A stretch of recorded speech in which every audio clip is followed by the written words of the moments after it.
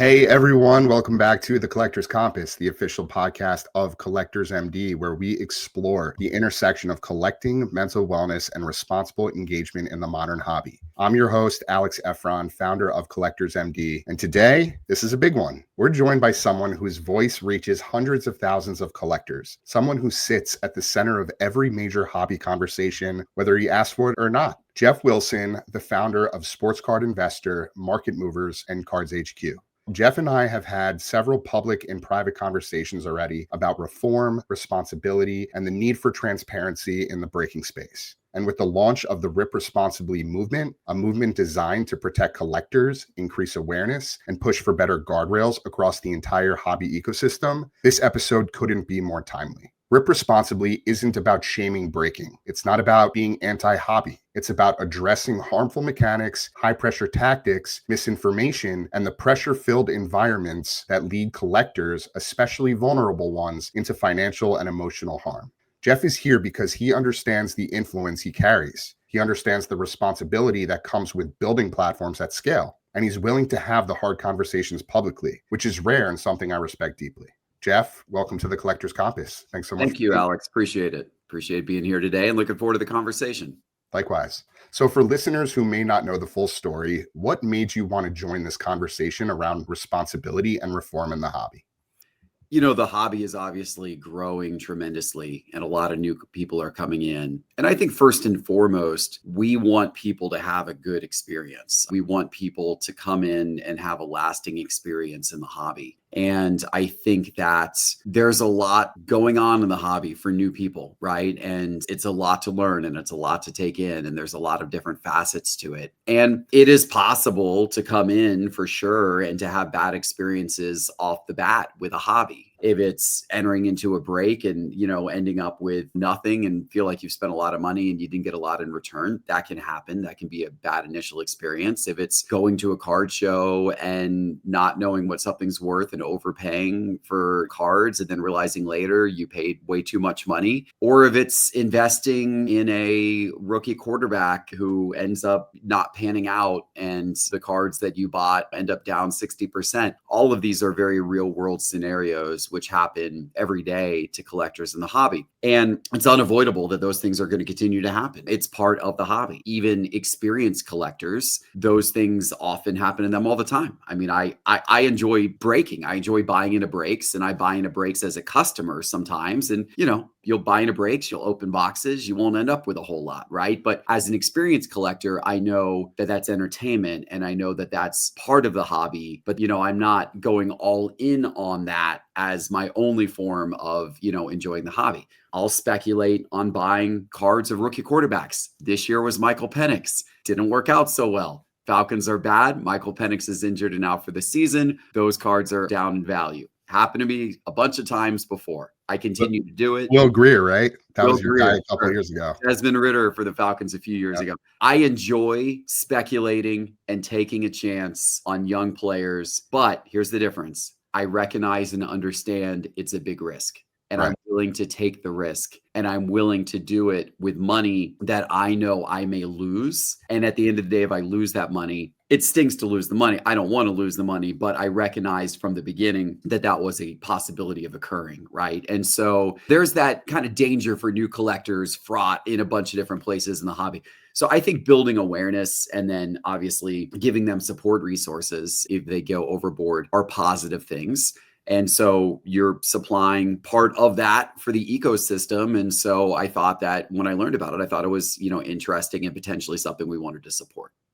Yeah, absolutely, Geoff. Thank you so much for going into detail there. And you brought up so many great points. And, I think the biggest thing there is the fact that there are so many collectors that join our hobby and just don't understand the associated risks and the nuances with investing in young players, volatile players who, you don't know if they're going to pan out. You don't know if somebody's going to get injured. You don't know if a player is going to end up in a scandal. There's so many variables to account for when you're investing in something like an athlete. It's not the same thing as investing in stocks or anything else for that matter. And so what we're doing here at Collectors MD is all about spreading positive awareness, reinforcing a lot of the education and knowledge that somebody like yourself already knows, and allowing for collectors, especially those that are young, uneducated, vulnerable, to have a space to come to if or when they start to feel that sense of burnout. So let's start at the foundation, the hashtag movement. We're rolling out a hashtag Rip Responsibly campaign with CardsHQ this month, which I'm really excited about. And so there's been excitement, there's been confusion, there's been pushback in the hobby, and even fear about what this could potentially mean for collectors. So from your perspective, Geoff, why does this movement matter? I think for me, it is just giving people who might get a little bit overboard with it the opportunity to get some support, to take a pause, and to be able to talk to people who have maybe had overboard experiences with it before. That's what it means to me, right? It doesn't change the idea that, we're still going to do breaking. Obviously, breaking is a big part of our business at CardsHQ. We're going to continue to do breaking. I think that breaking is a fun way to experience the hobby. I think it's entertaining, but I also think, and I've said this a whole bunch of times on all of my different shows, I think people need to realize and understand that breaking is entertainment. It's meant to be fun. It's meant to be your entertainment budget. Breaking is not a form of investing. And it's not also necessarily the best form of collecting because, oftentimes in a break, you end up with a bunch of random cards and sometimes random teams, and it's not necessarily pure to what you're wanting to collect. And so if you want to invest in cards, I wouldn't be buying into breaks. I would be buying singles. If you want to collect cards, breaking can be leveraged for that, but not always, depending on, the format and kind of, what your collecting strategy is. There may be more specific ways to do that, such as buying singles or buying a specific box or something of that nature. If you want entertainment and you want community and you want excitement, then breaking can provide all of that in the sports card world, right? And so I think breaking does serve an important purpose in the ecosystem. I think that breaking also, by the way, is how a lot of product gets opened and therefore how a lot of cards end up on the secondary market. So for people who purely want to buy singles and collect that way, they need breaking to take place to get all those cards onto the secondary market. So I think it serves a purpose, but I also think that for some people, they can get caught up in the energy and the excitement and the allure of it. And I think that, when you're on some of these apps and you're swiping and, that kind of thing, like you can sometimes probably get a little too caught up in the moment. And I think, that affects different people in different ways, right? Like I don't think that I am one that really kind of goes overboard with stuff and gets caught up in the moment like that. Like I tend to be a little bit more measured, about my purchases and entering into breaks and everything like that. But everybody's a little bit of a different personality type. And I think some personalities are maybe more subjected to really getting into it. And what you don't want to see is you don't want to see somebody who's newer, not experienced, puts in a credit card, gets caught up in the excitement and goes beyond what their financial means are for entertainment spending. That's where it's a problem. And so to me, Rip Responsibly is like, hey, don't do that. Let's recognize that this is fun and this is entertaining, but you got to be responsible about it. Absolutely. You brought up a really good point in that a lot of the cards on the secondary market are because of breaking and break culture. And one of the many reasons why breaking exists is because a lot of these hobby boxes aren't accessible to the average consumer, the average collector anymore. And so breaking gives people an opportunity to join in on something that they want to be a part of at a more realistic and affordable cost. And so by nature, I think the hobby has evolved in this direction organically because of the inflation, the uptick in prices of a lot of boxes. And so Collectors MD from the get-go isn't anti-breaking or anti-hobby. It's not even close to that. We love this hobby. We're in it every day. We want it to grow, evolve, and stay fun. What we don't want to see are the parts of the hobby that take advantage of people, the pressure, the misinformation, the engineered urgency, the stuff that turns excitement into high stakes, pressure, and stress. So like you said, breaking can be fun. Absolutely. It can be entertaining. It can be communal. It can be exciting. We just want it to also be transparent, safe, and responsibly designed. And so we're not here to shut anything down. We're not here to be watchdogs or to call people out or call platforms out. We're here to protect the hobby that we love and the people in it. a big thing people misunderstand is that Rip Responsibly isn't anti-breaking. It's pro-transparency, pro-sustainability, and pro-protection for collectors who are most vulnerable. So in your eyes, Geoff, where does the current breaking ecosystem maybe cross the line a little bit from entertainment into potential harm?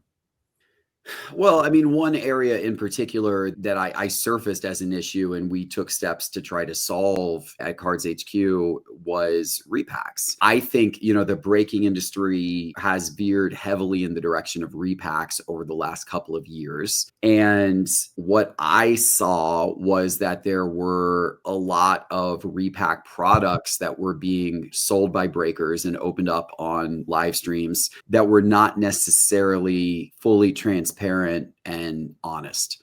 Right. And I felt like, first and foremost, there should be transparency over what somebody's buying into. And I thought that repacks were the least transparent aspect of the breaking hobby in many cases. When we came out with our own repack product at CardsHQ, Graded Grails, I said, hey, if we're going to do a repack, I want to do it differently. I want to do a repack that I think is fair, transparent, and honest, and that hopefully sets the standard to put pressure, frankly, on other repack providers that are not doing their repacks fair, transparently, and honestly. And so we rolled out with Graded Grails. We obviously had PSA. We partnered with PSA to have PSA certify the product.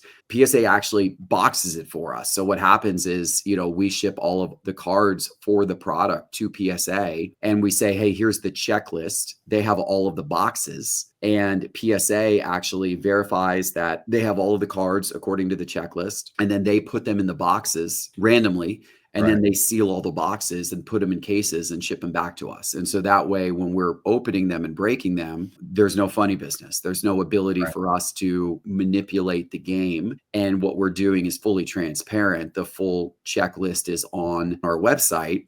And we're also letting people know exactly what cards are still there on the checklist. So if the major big chase card was pulled, we tell people during the break that one is no longer available. So people know more so what they're buying into. And so to me, that's kind of part of being a responsible breaker is you've got to be transparent with your customers with the products that you're breaking. Yeah, it's a great answer, and it's a very valid point. Transparency and odds when it comes to something like a repack mean everything, right? Repacks, they sound fun, something like a mystery box or a chance at a big hit, but the issue starts with how little transparency there usually is. Most collectors have no idea what the real odds are, how many chase cards are left or actually exist, or whether the product is even fairly priced or dispersed compared to what's inside. And so with repacks, the seller controls everything: the checklist, the hit distribution, the valuation, the environment, and the story they tell around it and how they market it. When the house builds the product, the house almost always wins.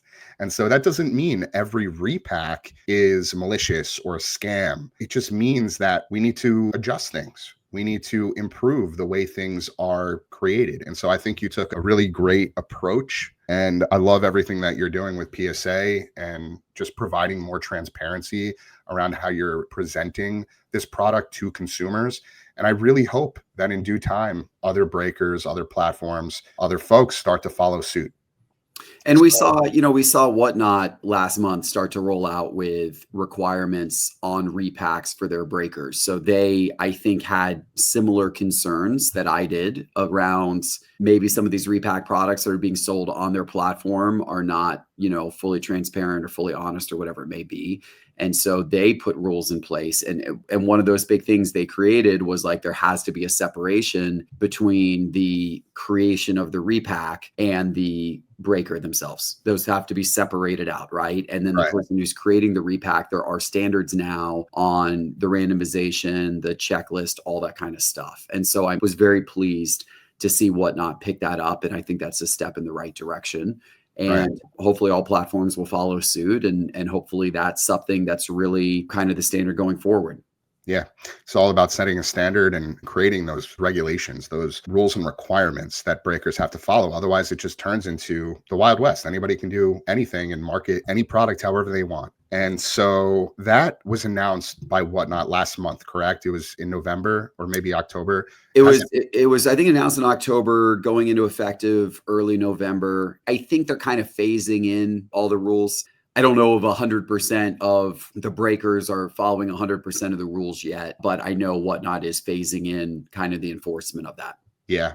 Actions speak louder than words. So when we see an announcement like that, it's really important that these platforms and individuals who are talking about reform, talking about healthier and more sustainable ways to proceed with the hobby and how we market to consumers, we want to see those platforms actually acting on what they're bringing to the table or what they're presenting to make themselves look like we're the good guys. We're trying to look out for you. So I'm excited to see where that goes. And like you said, I hope to see more breakers start to adapt to these new rules and regulations that are in place. But it's beyond just the repacks. Let's name it plainly. There's more than just the repacks that are involved with some issues at play here. So there's the sense of urgency, the constant pushing of that FOMO. You see breakers do it all the time, right? You have to get in this break. This is a can't miss value break that if you don't get in, you're missing out. You're missing out on an opportunity of a lifetime. Then there's the countdown timers. There's the spinning wheels. There's the flashing screens. It's all entertainment-driven pressure. And so these are not like neutral tools. They're psychological levers in a lot of ways. So what are the risks that collectors might not fully understand?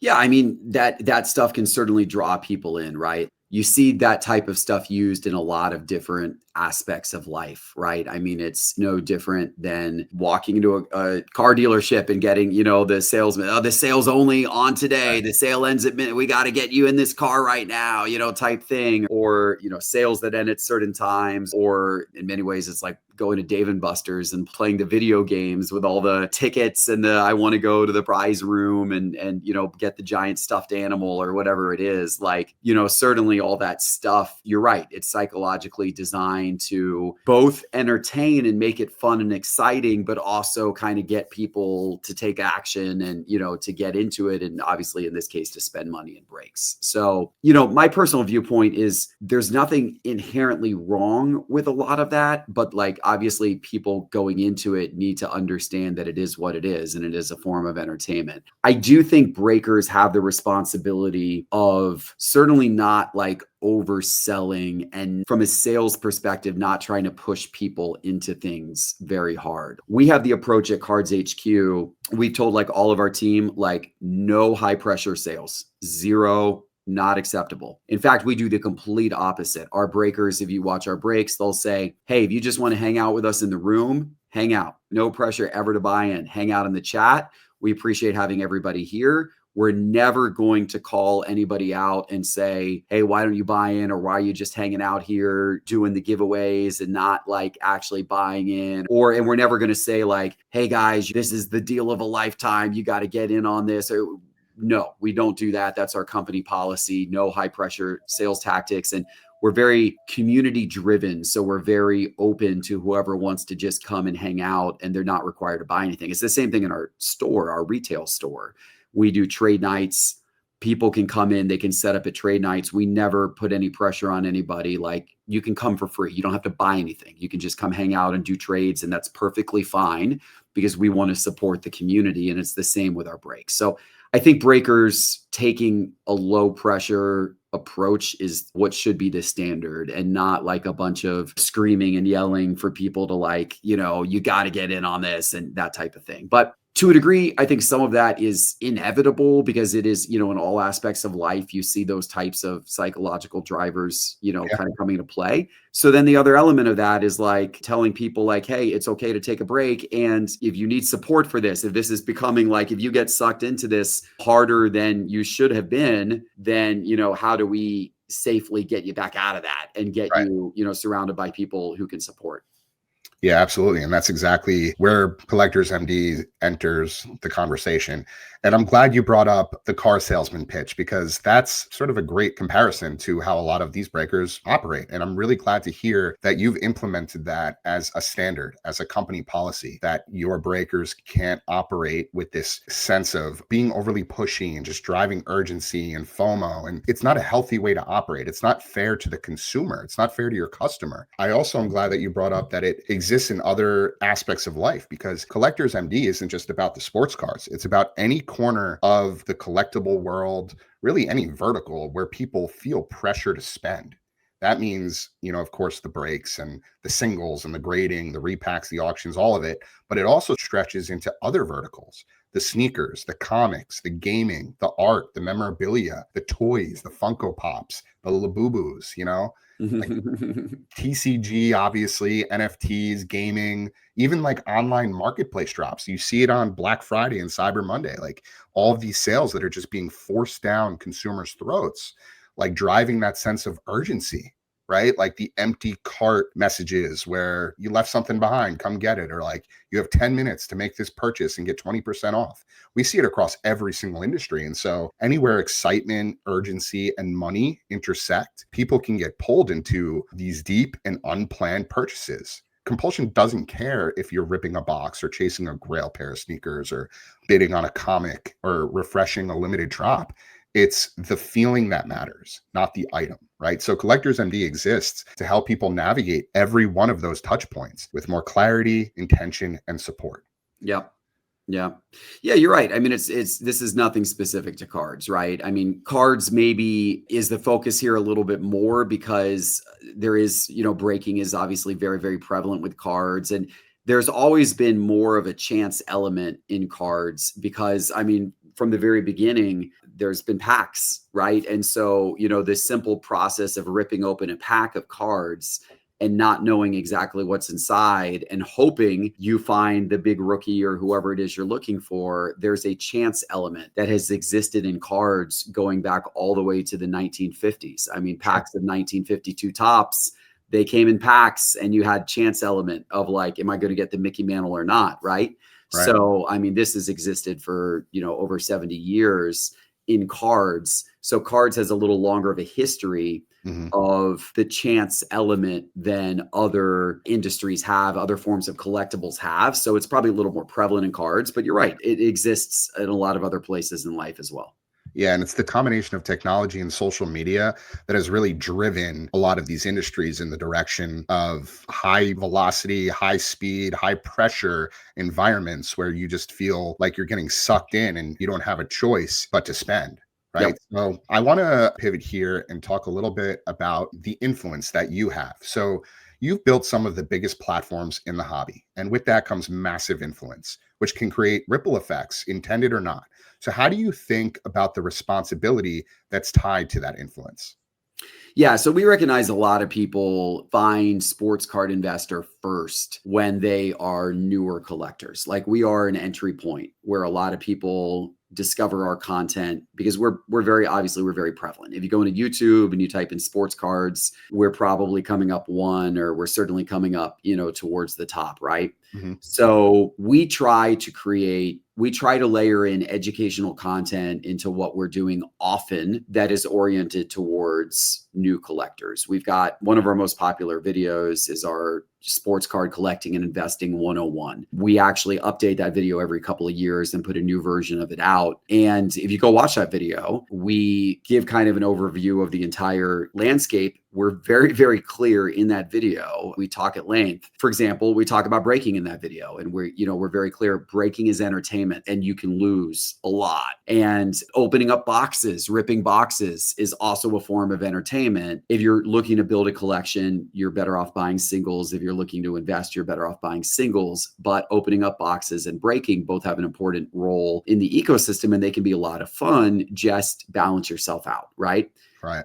And I repeat that messaging in a lot of the programming that we do. One thing that I've said in a number of shows recently is for people who love to rip boxes or love to buy into breaks, which I do as well, I would challenge them that every dollar you spend ripping open a box or buying into a break to also spend $1 buying a single of a established veteran or Hall of Famer, because that's going to be a much more sustainable spending of that dollar from a long-term standpoint, right? And so I think if people kind of think about almost ratioing their money a little bit within what they're willing to spend in the collectibles category, if we can get people balancing that out, so they're not just 100% breaks, or they're not just 100% ripping boxes, but they're also buying singles, chances are 30 years from now, if they did buy some high quality singles and held on to them, those are going to be the things that 30 years from now, they're going to be really happy that they did that.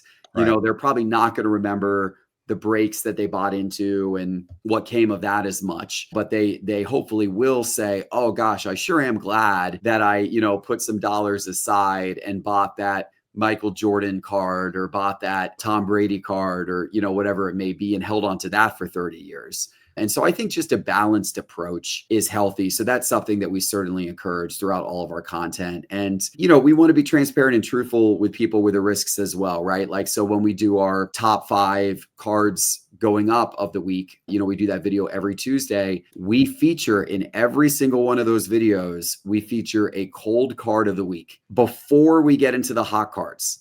And the reason why, and I say it in every single video, I say, I'm going to show you the cold card of the week. And the cold card of the week is a reminder that oftentimes the hot cards featured in this video can quickly turn cold. So please invest carefully. And then we tell them the story of some card that's down 30 or 40 or 50% over the last month because the player got injured, or the player, the team got bad, or whatever happened, right? So we do that every single week in that video. So I think it's things like that which are important to help educate, and also, show what the risks are, and hopefully help new collectors navigate the hobby in a healthy way.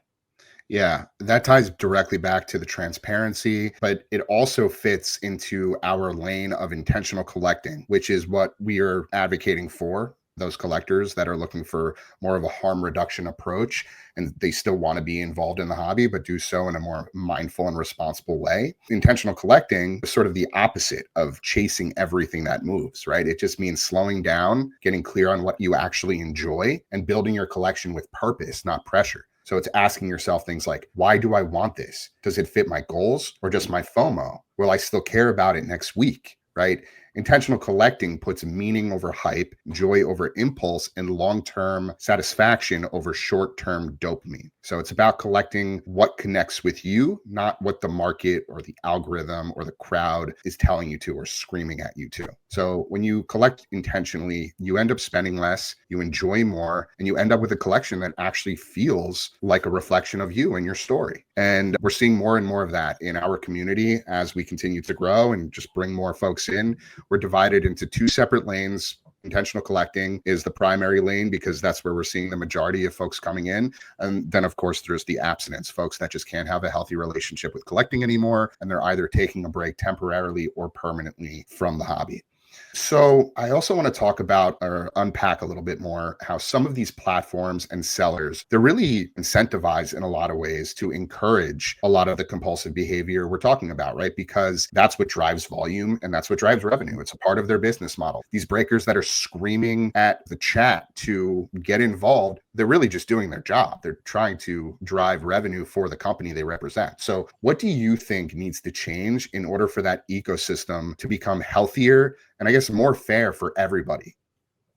Yeah, I mean, I think there's a fine line there, right? Like, I mean, obviously, as the owner of a breaking company, I look at the revenue reports all the time, and we're always talking about, hey, how do we grow? How do we gain more revenue? How do we grow? And then there's that fine line between how do you keep things moving and keep growing and everything like that, but how do you do it in a way that is, friendly and responsible to the, to the end consumer? I'll tell you, in terms of like getting into specific mechanics around filling a break, or, something of that nature, we've experimented with all kinds of different, how do we fill a break, sudden death auctions, regular auctions, short time periods, long time periods, all that kind of thing. The one that we have done before, and I've done it before, I've tried it before, I've been on streams where we've done it before, but I do feel like it does lead to like swiping too quickly and overpaying, is when you get into a really low second sudden death auction. I'm not a big fan of like the 3 second and 5 second sudden death auctions. And we've played with those before. We've had fun with those before on some of our streams. But when you really think about that from like kind of the end consumer's vantage point, like that's probably not a great consumer experience to like be quickly swiping and not even quite knowing what you're getting into, right? Yeah. I don't have an issue with sudden death auctions in general. There's a lot of platforms that use sudden death auctions. eBay is all about sudden death auctions. I mean, if you're bidding on eBay, the auction's going to end at like 10:20 p.m. and it's essentially a sudden death auction. I think the key to running a responsible sudden death auction is just having enough time for the person to be able to contemplate what the maximum they're willing to go up to is. And then they can enter, by the way, that maximum bid. Like, we do a lot of our breaking on Whatnot, and Whatnot allows users to put in a max do not exceed bid, Right. and it will continue to bid up to that max bid. So like in a sudden death auction format, if you've got 15 seconds or 30 seconds for a spot to fill, I don't think sudden death is necessarily a problem then, because you give people enough time to, say, okay, I'm going to put it in a max bid. Here's the maximum I'm willing to pay. So I'm going to put it in a max bid of $80 for this spot, put in an $80 bid. And if it falls underneath that, I get it. If it goes over that, I don't get it. And it is what it is. And I feel like that's kind of a responsible way of doing it. Having that max bid function, I feel like adds some responsibility. If you're doing a 3-second sudden death auction, then it just, all that kind of goes out of the window a little bit. And it's just like, oh, how quickly did I swipe? And what did I end up getting it for? I don't really know, so that's probably not the best format. And once again, we're guilty of having done that before. I've been on shows where we've done that before, but we've in general have moved away from that. We do sudden death, but we tend to do a little bit of a longer time period to give people the opportunity to think about it, set a maximum bid, and then just kind of let that ride out and see who ended up bidding the most. Yeah. We talk about the sudden death bids quite often because they are one of the most dangerous. It's such a great point, especially when it's like 15 seconds or less, where folks just feel that sense of urgency. They feel that sense of FOMO. They hear the breaker saying, this is a steal. They see moderators in the chat saying like, this is the comp. And suddenly they're just subconsciously swiping with their thumb on the Whatnot app and making uninformed purchasing decisions. And they just keep going and going. And we've seen it time and time again where a breaker will just come up with a pie in the sky number to assign a card and say, this slab, this PSA 10 did $2,000, go. Right. And people are like, they're scrambling and they're trying to bid. And suddenly the card goes for $1,000 and the breaker's like, you got to steal. And then you look at the comp after the fact and you see that the card goes for $500 and you're like, what did I just get sucked into? And I'm not saying that all breakers do this. It doesn't happen across the board, but there are some folks that take advantage of the system. And so, beyond just that, one thing that I say repeatedly is you can't expect individual collectors to protect themselves in systems designed to override their logic. And that is a perfect example of where that could happen. So what other guardrails do you think should or could exist across these platforms that currently don't? Oh, that's a good question. I mean, and look, it is a fine line. My personal view on a lot of this is I tend to veer more towards personal responsibility. Like, I do think that people who get caught up in a lot of this, like, they do need to look upon themselves. So I think personal responsibility, but I do think there need to be mechanisms for people to get help who need help. I think they need to be aware of it, right?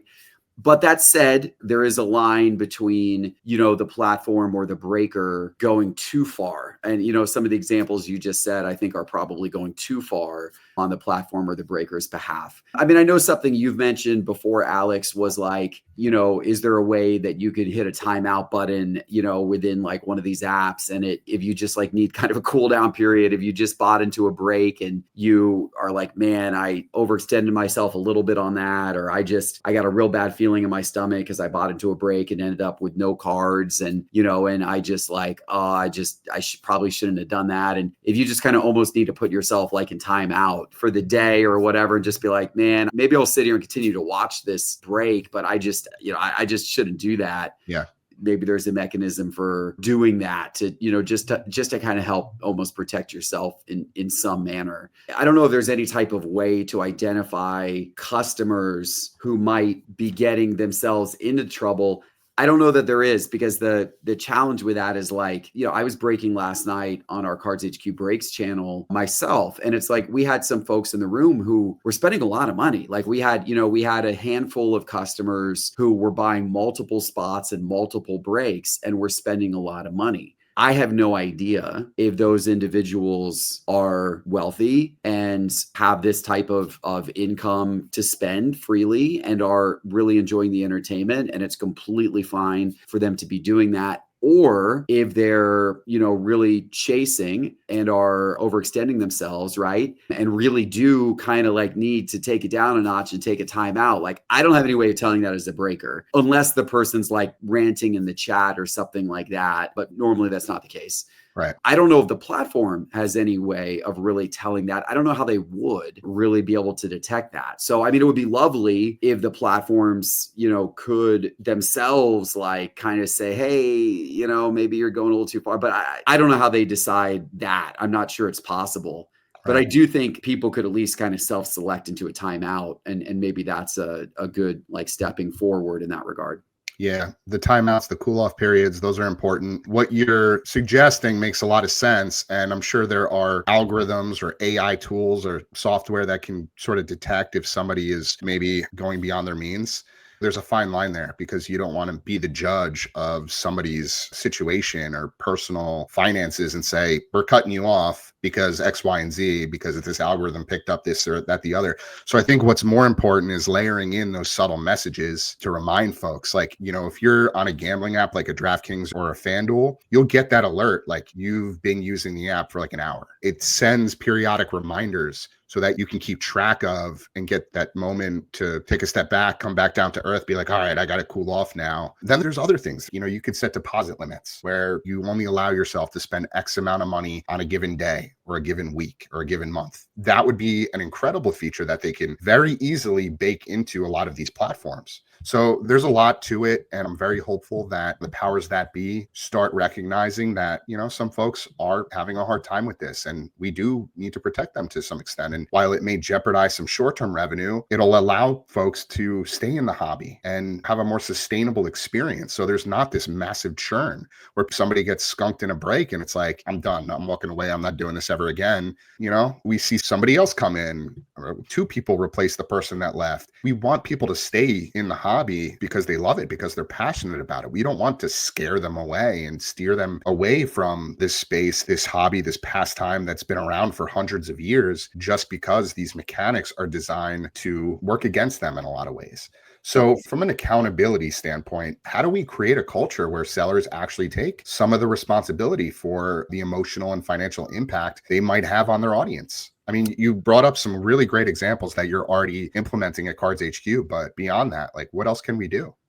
I mean, hopefully over time, more people will agree with what you just said. We want our customers at CardsHQ to have a positive experience. And that doesn't mean that every customer is going to always be thrilled with a break that they bought into where they didn't get any cards, or a box that they bought in our retail store where they ripped and it was kind of a dud box. And that is part of the experience if you're going to go into that aspect of the card hobby. But overall, we do want people to feel like they were treated fairly and that we strived to provide a good experience for them, even though we can't always guarantee the outcome of every product, right?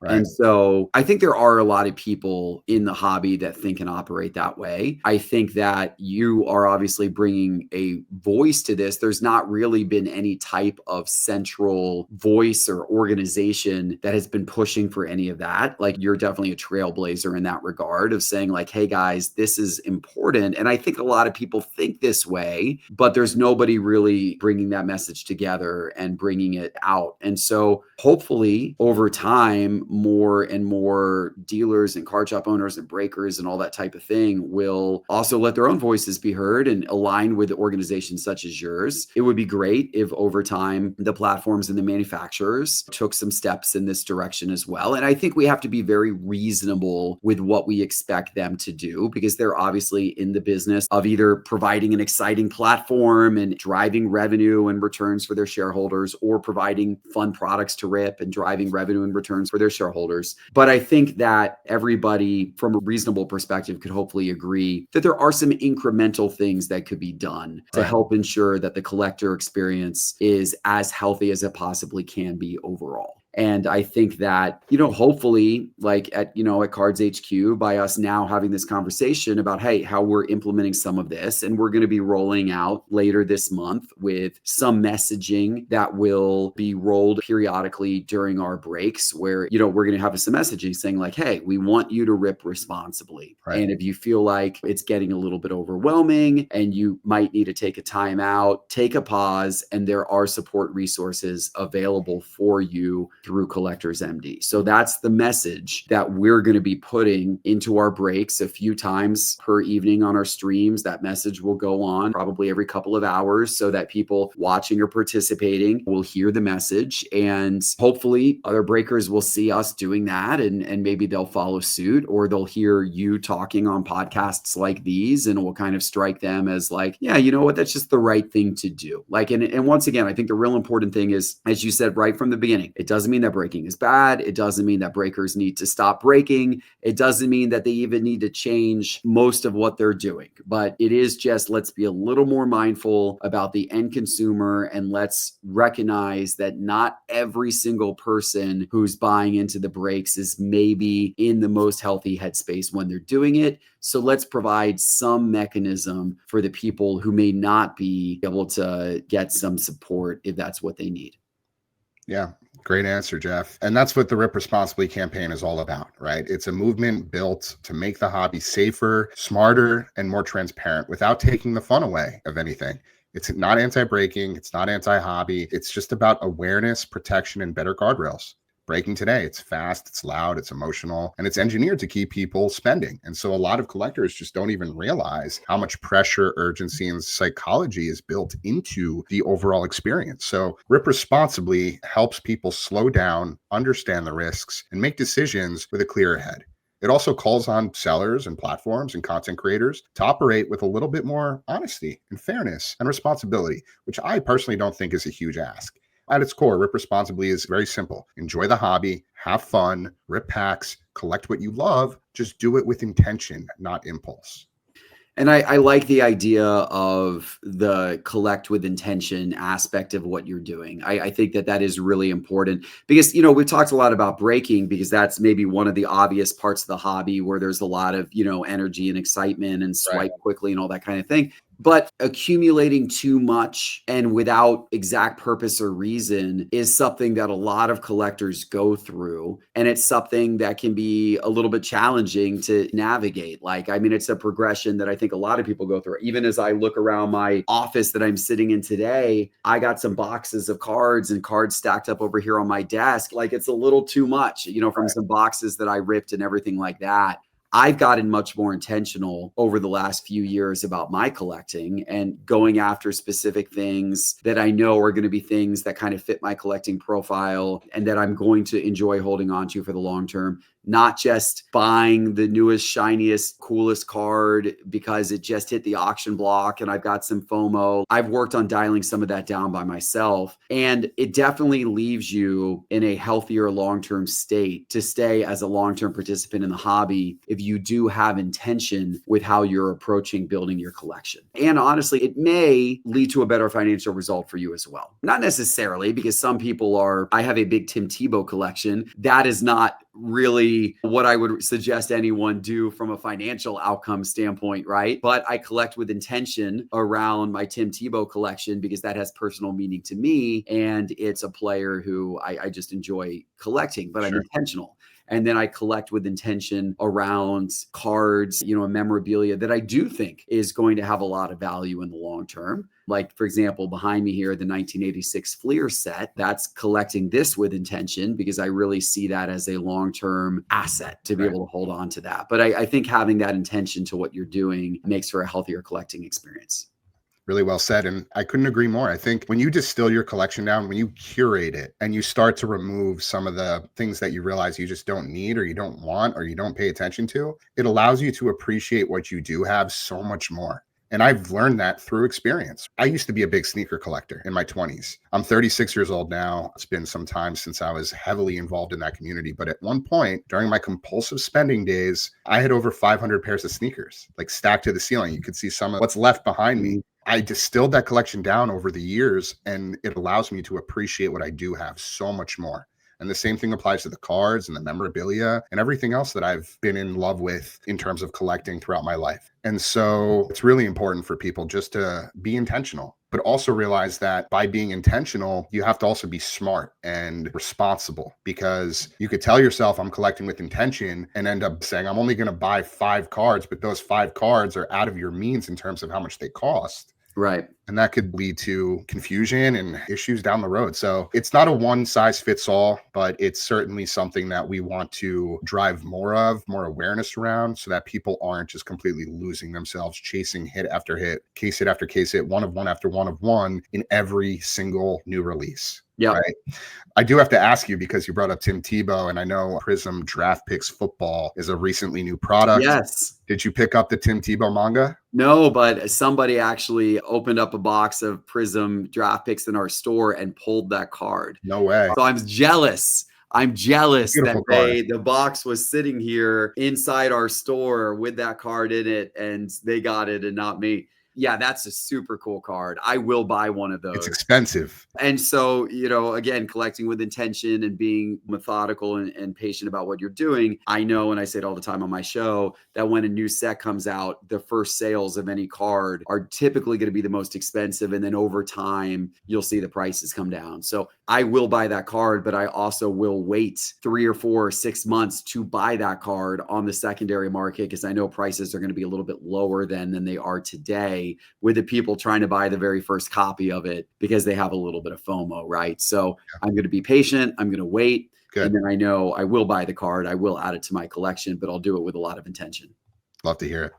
All right, Geoff, we're going to close this out with our rapid fire reflection round. I'm going to ask you 7 questions. You're going to hit me with your first thought, honest thought. You ready? Yeah. Okay. One misconception about breaking you wish would disappear. One misconception about breaking I wish would disappear is that all breakers are crazy. There's a lot of breakers of different styles and shapes. And right. I think we've got some really great ones at CardsHQ that are totally chill. And it's not all about taking your shirt off and acting crazy. There's plenty of great breakers out there. Breakers come in all different shapes, sizes, personalities. So it's a good answer. The most dangerous tactic currently normalized in the hobby. The most dangerous tactic currently normalized in the hobby is it's a good one. I should have studied this list beforehand, probably. You're getting true reaction on this type of thing. There's a lot of ways you could go with this answer, but I would say it's dealers pricing cards way over comps, and then unfamiliar collectors buying those cards without negotiating, without realizing what a bad deal they're getting. Like, I feel like that happened. There's a lot of card shops and dealers at card shows whose showcases are full of cards that are double or triple the last sale price, and they're really not priced fairly. And yet they're expecting negotiation, but they get some people who don't negotiate because they don't know any better. And then the dealers have just really kind of taken advantage of the unfamiliar collector. So I wish that I don't love, and that does happen. Yeah, it does. One guardrail you'd implement across the breaking ecosystem tomorrow if you could. I mean, I'd say, going back to some of our earlier conversations, I would probably eliminate, the 3-second, 5-second sudden death auctions. And I think I would just in general reduce high pressure sales tactics as best you could as a platform. Certainly the breakers can make decisions to reduce that and not have their team do it, and just make the whole thing a little more chill and don't put quite as much pressure on folks. So I think that's the better approach to take. So that's what I would change. Yeah, great answer. A platform with the most power to create positive change. I mean, I think content creators are very powerful. I mean, I think what you're doing will be more and more powerful as more and more people listen to you and get exposed to what you're doing. Certainly getting the manufacturers or the live streaming platforms to incorporate some of this thinking into how they're architecting their products or their platforms or their own content would be really helpful as well. But I think getting content creators to talk about it and to build awareness of it, may end up being the most powerful. You kind of already answered this question just now, but how can leaders with platforms like yours help push this movement forward? Having conversations with people like you, talking about these topics, which aren't always fun or comfortable topics to talk about, especially for those in the business, right? I mean, like, hey, we would make more money if we employed high pressure sales techniques and ran 3-second sudden death on all of our stuff, right? But like, there's balance. And I think that people need to, as you said, like think about what's good for the long term of the hobby and what's good for collector health. And there's a balancing act. And so I think that's what people just have to certainly bring into play. I've got two more for you. A hobby trend that excites you and a hobby trend that worries you heading into 2026. A hobby trend that excites me is, I would say, the advances in technology and convenience that we're seeing for collectors. I mean, I think that apps are evolving. Certainly, we're doing a lot here at Sports Card Investor with like Market Movers. We're about to launch some really cool new revisions to Market Movers, probably going to launch in January, that I think are really going to make the experience of using Market Movers a lot easier and just a really great experience for everybody who uses the product. So we're really excited about that. And I think there's a lot of people doing a lot of interesting things with apps and websites and technology in the space. That's really great. So I'm excited to see that continue. And then worrisome, I would say just in general, 2025 has been a really hot year, for cards, especially TCG and Pokemon. And they're definitely, that kind of flipping mentality, fear of missing out that we've talked about a little bit during the show. There's definitely been some of that this year. And I think that everybody wins if the market grows in a stable, healthy manner. Like stable, healthy, long-term growth is good. FOMO-driven spikes in the market are followed by big downwards drops. Right. That's not healthy. We saw that during the pandemic. We had a huge spike in the market followed by a big drop. And it's not quite as extreme right now, but I do worry a little bit, especially when I look at the Pokemon market, that you had some real spikes this year and you're already starting to see a little bit of a drop. So that just generally worries me. Like I prefer to see slower but steady growth rather than like big spikes and big drops. Yeah, I think with Pokemon, the 30th year anniversary is in 2026. It right? is. So it's probably going to be another reflection hot of that. year. Yeah, I think you're going to see Pokemon cards probably be really, really hot this next year, which I think is great. But I think it's great if it's growing in kind of more of a healthy, long-term, sustainable way rather than kind of a flipper-driven culture that's bolstering everything up. Yeah. Did you see that Joe Burrow clip of him talking about Pokemon cards? I did. That's great. Awesome. In one sentence, where do you think the hobby truly stands today?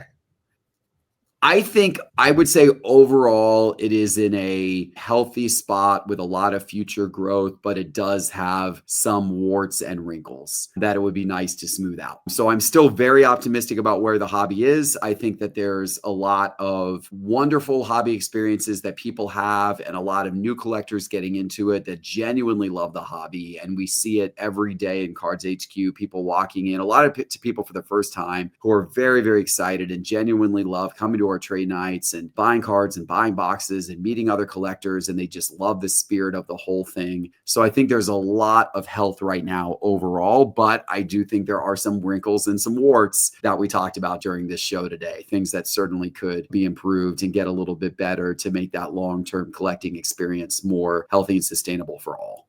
Absolutely. And we're hopeful that as we continue to spread awareness, educate folks, get the word out there that we exist, that we're doing these sort of things together, the Rip Responsibly campaign, we can help propel the hobby into a future that's healthy, safer, and sustainable.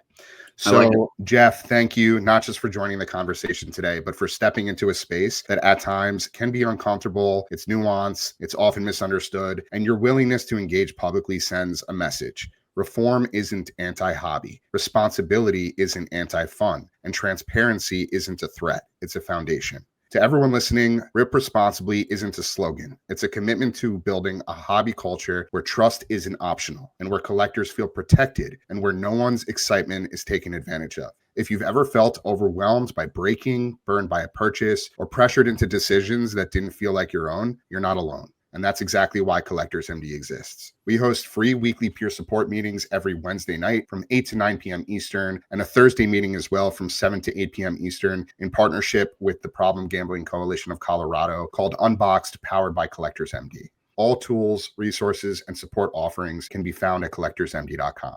Be sure to subscribe to the Collector's Compass on YouTube, Spotify, Apple, Amazon, and all major streaming platforms. And check out our other shows, Behind the Breaks and Collector's MD Features. Geoff, thank you again.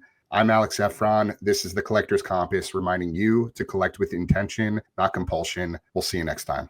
Thank you.